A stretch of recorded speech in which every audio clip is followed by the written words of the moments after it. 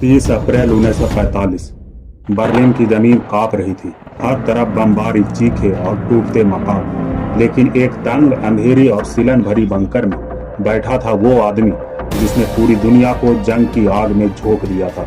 उसका नाम था एडोल्फ हिटलर। यही वो दिन था, यही वो आखिरी 24 घंटे थे जब इतिहास का सबसे खौफनाक तानाशाह अपनी मौत का फैसला करने वाला था। वो आदमी जो कभी 1000 सालों का साम्राज्य बनाने का सपना देखता था, अब चूहों जैसे उस बंकर में छिपकर अपने अंत की तरफ बढ़ रहा था। आखिर उन आखिरी 24 घंटों में क्या हुआ? क्या उसने आत्महत्या की थी या उसे धोखा दिया गया था? क्या हिटलर सच में मारा गया था या ये सब एक झूठ था?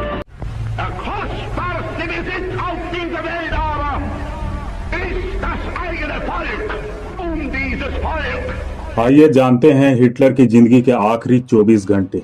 अप्रैल 1945 बर्लिन। दुनिया की सबसे खतरनाक लड़ाई अपने अंत पर थी। 1945 का वसंत और पूरा यूरोप तबाह हो चुका था। द्वितीय विश्व युद्ध, जो मानव इतिहास की सबसे खतरनाक लड़ाई मानी जाती है, अपने अंत की ओर बढ़ रही थी। जर्मनी, जिसने कभी दुनिया को जीतने का सपना देखा था, अब हर तरफ से घिर चुका था। पश्चिम से अमेरिका और ब्रिटेन की सेनाएं आगे बढ़ रही थी और पूर्व से सोवियत रेड आर्मी बर्लिन की ओर बढ़ रही थी। ये सिर्फ एक शहर की लड़ाई नहीं थी, ये थी आखिरी जंग जिसमें तय करना था कि नाजी जर्मनी का भविष्य क्या होगा। हर गली, हर सड़क, हर इमारत गोलियों और बमों से गूंज रही थी। लाखों जाने जा रही थी और हिटलर अपने बंकर में छुपा बैठा था, जहां से अब उसका बच निकलना लगभग नामुमकिन था। युद्ध अपने सबसे खतरनाक मोड़ पर था और दुनिया एक ऐसे अंत की गवाह बनने वाली थी जिसकी कल्पना तक डरावनी थी। 30 अप्रैल 1945 की सुबह बर्लिन का माहौल मौत से भी ज्यादा डरावना था। सोवियत रेड आर्मी शहर को चारों तरफ से घेर चुकी थी। तोपों की गड़गड़ाहट और बमबारी की गूंज हिटलर के बंकर तक पहुंच रही थी। हिटलर अब सिर्फ एक पराजित तानाशाह था, लेकिन उसके दिमाग में अब भी यह भ्रम था कि कोई चमत्कार होगा। लेकिन दूसरी ओर हिटलर को साफ पता था कि यह उसका आखिरी दिन है। सोवियत सेना बर्लिन की सड़कों तक पहुंच चुकी थी और उसके पास अब बचने का कोई रास्ता नहीं था। इसीलिए सुबह सुबह हिटलर ने अपने निजी सहायकों और सचिवों और वफादार अधिकारियों को बुलाया। वो उनसे आखिरी बार मिलना चाहता था, एक तरफ से विदाई देने और उनकी निष्ठा के लिए धन्यवाद कहने। उसने अपने आदमियों से कहा कि अब वो लोग अपने अपने रास्ते चले जाएं और बंकर छोड़ दे, क्योंकि मौत निश्चित है। उसने कुछ दस्तावेज और अपनी वसीयत भी सौंप दी, जिसमें लिखा था कि वो कभी दुश्मन के हाथ में जिंदा नहीं मिलेगा। और सबसे महत्वपूर्ण, हिटलर चाहता था कि उसके बाद भी वफादारी और लड़ाई जारी रहे, भले ही जर्मनी हार चुका हो। असल में ये मुलाकात हिटलर के लिए अंतिम सम्मान और विदाई का पल था, और वो इस पल में अपने सबसे करीबी लोगों को देखकर यह जताना चाहता था कि मैं हार चुका हूँ, लेकिन मैं आत्मसमर्पण नहीं करूंगा। अपने लोगों से इसी मुलाकात के बाद हिटलर ने एक फैसला लिया जिसने सभी को हैरान कर दिया। उसने अपने लंबी समय से रहे साथी ईवा ब्राउन से शादी करने का फैसला लिया। ये कोई छोटी मोटी बात नहीं थी, क्योंकि हिटलर अपने बीते समय में पहले ही फैसला ले चुका था कि वो कभी शादी नहीं करेगा।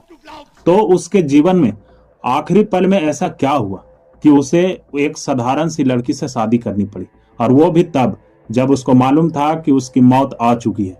और दूसरी ओर ये लड़की थी कौन? चलिए थोड़ा समय में पीछे चलते हैं। इस लड़की का नाम था ईवा ब्राउन, जर्मनी की एक साधारण सी लड़की जो म्यूनिक में पली बड़ी। वो ज्यादा पढ़ी लिखी नहीं थी और ना ही राजनीतिक से उसका कोई संबंध था। 1929 में ईवा ब्राउन सिर्फ 17 साल की एक साधारण सी लड़की थी। वो म्यूनिक के एक फोटो स्टूडियो में हेनरिक हॉफमैन नाम के फोटोग्राफर के यहाँ असिस्टेंट के रूप में काम करती थी। यही हॉफमैन हिटलर का निजी फोटोग्राफर था। हिटलर अक्सर इसी स्टूडियो में तस्वीर खिंचवाने जाता था और इसी वजह से उसकी मुलाकात पहली बार ईवा ब्राउन से हुई। हिटलर उस समय पहले से ही जर्मनी की राजनीति का बड़ा चेहरा बन चुका था। वो उस समय 40 साल का था और नाजी पार्टी का भविष्य का नेता माना जा रहा था। वहीं ईवा ब्राउन सिर्फ एक साधारण और मासूम सी लड़की थी। हिटलर ने उसे पहली बार देखा तो उसकी सादगी और खूबसूरती पर मोहित हो गया और धीरे धीरे नजदीकियां बढ़ी। हिटलर ने ईवा को छोटे छोटे तोहफे देने शुरू किए। अक्सर उसे घुमाने ले जाता, लेकिन सब कुछ गुप्त रखा जाता। जनता को कभी नहीं बताया गया कि उसकी निजी जिंदगी में कोई लड़की है, क्योंकि हिटलर चाहता था कि वो जर्मन जनता की नजरों में पूरी तरह समर्पित नेता बना रहे न कि एक पारिवारिक आदमी। हालांकि ईवा ब्राउन हिटलर की जिंदगी का हिस्सा बन गई थी, लेकिन हिटलर ने उसे कभी खुलकर सामने नहीं आने दिया। वो ज्यादातर वक्त अकेला बिताती थी। कई बार उसने उदासी और अकेलेपन से परेशान होकर आत्महत्या करने की कोशिश भी की, लेकिन हर बार हिटलर ने उसे मनाया और वापस अपने पास रखा।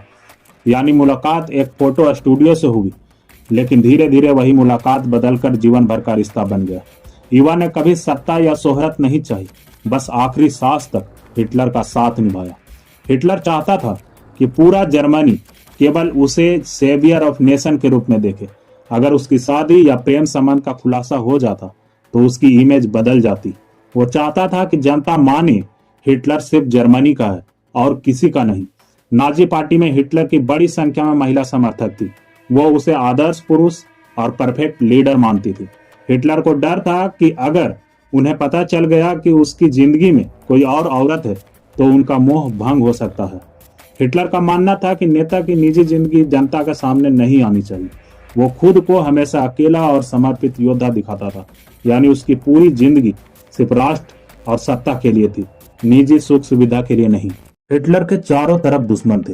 वो जानता था कि अगर ईवा ब्राउन की पहचान सार्वजनिक हो गई तो नाजी विरोधी ताकतें उसे नुकसान पहुंचा सकती है। इसलिए उसे हमेशा परछाइयों में छिपा कर रखा गया। यही कारण था कि 16 साल तक ईवा ब्राउन हिटलर की जिंदगी में होने के बावजूद जनता के सामने लगभग अदृश्य रही। लोगों को असली पहचान तब पता चली जब युद्ध खत्म होने के बाद हिटलर की निजी फाइलें और तस्वीरें मिली। ईवा ब्राउन 16 साल से हिटलर के साथ थी। उसने उसकी पूरी जिंदगी में हर मुश्किल देखी, लेकिन कभी साथ नहीं छोड़ा। हिटलर जानता था कि वो उसे मरते दम तक नहीं छोड़ेगी, इसलिए उसने शादी करके उसे वो दर्जा दिया जो वो सालों से डिजर्व करती थी। हिटलर के लिए यह शादी कोई पब्लिक शो नहीं थी, ये एक प्राइवेट एक्ट था, अपने सबसे करीबी इंसान को मान्यता देने का। 28 अप्रैल 1945 की रात बंकर के अंदर छोटे से कमरे में गिने चुने गवाहों के सामने हिटलर और ईवा ब्राउन ने सादे से समारोह में शादी की। कोई शान शौकत नहीं, कोई संगीत नहीं, सिर्फ चंद गवाह और दस्तखत। शादी के बाद हिटलर और ईवा ब्राउन के पास केवल 40 घंटे का ही समय था। दोनों ने ज्यादातर वक्त बंकर में बिताया, जहां बाहर लगातार बम गिर रहे थे। हिटलर बहुत कमजोर हो चुका था, कांपते हाथ, झुकी हुई कमर और चेहरे पर हार की थकान।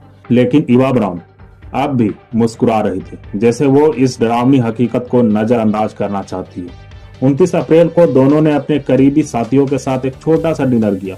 ये उनकी जिंदगी का आखिरी भोजन था। शादी के अगले दिन हिटलर ने अपनी राजनीतिक वसीयत और निजी वसीयत लिखवाई। उसमें उसने ये साफ कर दिया कि वो कभी दुश्मनों के हाथ जिंदा नहीं लगेगा। हिटलर ने खुद को जर्मनी का उद्धारक और अजय नेता बनाकर पेश किया था। अगर वो जिंदा पकड़ा जाता तो पूरी दुनिया के सामने उसका अपमान और नाकामी उजागर होती।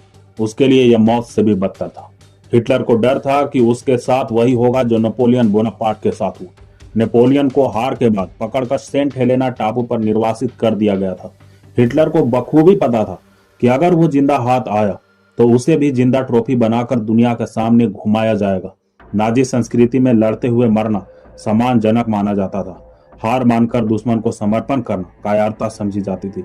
इसलिए हिटलर ने कहा था, जो लड़ता है और मरता है वो अमर होता है, लेकिन जो समर्पण करता है वो इतिहास से मिट जाता है। हिटलर चाहता था कि उसकी मौत भी उसी के शर्तों पर हो, ना कि दुश्मन के। इसीलिए उसने तय किया कि जब सब खत्म हो जाएगा वो खुद अपनी जान ले लेगा। इसी सोच की वजह से उसने अपनी वसीयत में साफ लिखवा दिया कि मैं कभी दुश्मनों के हाथ जिंदा नहीं पकड़ा जाऊंगा। दूसरी ओर बंकर में मौजूद अधिकारियों ने ईवा ब्राउन से कहा था कि तुम अभी भी भाग सकती हो, बाहर निकल सकती हो और जिंदा बच सकती हो। उनके लिए गुप्त रास्ते और भागने की संभावना अब भी मौजूद थी। हिटलर ने भी ईवा से कहा, तुम चाहो तो यहाँ से चली जाओ, तुम्हें मरने की कोई जरूरत नहीं। यानी हिटलर खुद भी जानता था कि ईवा चाहे तो बच सकती है। ईवा ने अपनी जिंदगी के 14 साल हिटलर के साथ बिताए थे। उसने कहा, मैं तुम्हारे बिना जीना नहीं चाहती, अगर तुम मरोगे तो मैं भी तुम्हारे साथ मरूंगी। यह उसके लिए किसी भी पत्नी का आखिरी फर्ज जैसा था। नाजी माहौल में नेता के साथ मरना एक तरह से सम्मान माना जाता था। ईवा चाहती थी कि दुनिया उसे हिटलर की अंतिम साथी के रूप में याद रखे, न कि एक भागी हुई औरत के रूप में। ईवा जानती थी कि अगर वो भाग भी गई तो नाजी की हिटलर की प्रेमिका होने के कारण सोवियत या मित्र राष्ट्र उसे कभी नहीं छोड़ेंगे। पकड़े जाने के बाद उसे पूरी दुनिया के सामने अपमान और यातनाएं सहनी पड़ेगी। इसी वजह से जब 30 अप्रैल 1945 की दोपहर हिटलर ने आत्महत्या की तो ईवा ब्राउन ने भी साइनाइड खाकर उसी पल मर गई। दोनों की लाशें बंकर के गार्ड्स ने बाहर ले जाकर जलाई ताकि दुश्मन के हाथ उनके सौ भी न लगे। पहले तो नाजी अधिकारियों ने हिटलर की मौत की खबर गुप्त रखी, लेकिन धीरे धीरे यह खबर सैनिकों और जनता तक पहुंच गई कि हिटलर अब नहीं रहा।